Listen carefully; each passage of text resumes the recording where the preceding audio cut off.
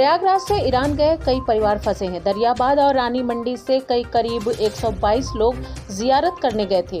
उनकी वापसी से पहले इजराइल से युद्ध शुरू हो गया, जिससे प्रयागराज के लोग ईरान में जहां थे वहीं फंस गए। उनके घर के लोग काफी परेशान हैं। वो फोन करने की कोशिश भी कर रहे, लेकिन बात नहीं हो पा रही है। वहाँ पे अब नेटवर्क की बहुत दिक्कतें हैं। मतलब इवन जो लास्ट मेरी बात हुई थी वो कल हुई थी, और क्योंकि नेटवर्क की दिक्कत थी जो पूरी साफ बात नहीं हो पा रही थी।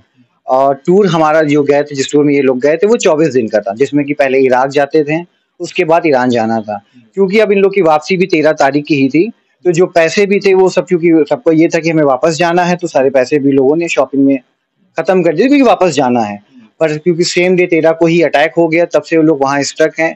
अब हालात वहाँ पे इस टाइम ये है कि ना उन लोगों के पास पैसे हैं, और जो दवाई भी ले गए थे, क्योंकि टूर 24 दिन का था, लोग उसी हिसाब से ही ले गए थे। जिसमें मेरी मम्मी है, वो भी ब्लड प्रेशर की पेशेंट है, हार्ट की पेशेंट है। मेरे अंकल हैं, वो भी हार्ट के पेशेंट है। मेरी नानी है जो कि अराउंड 70 साल की हैं, उनकी भी तबीयत ठीक नहीं है। और एक मेरी मामी थी जो कि वहाँ जाने के बाद उनकी कुछ तबीयत खराब हो गई थी। फिर जब तबीयत ज़्यादा बिगड़ी तो उनको आईसीयू में एडमिट किया गया था, और बाद में उनकी मदर ने जब अस्पताल में ये लिख के दिया कि हम अपनी ज़िम्मेदारी पे लेके जा रहे हैं, तो अस्पताल वालों ने डिस्चार्ज कर दिया था।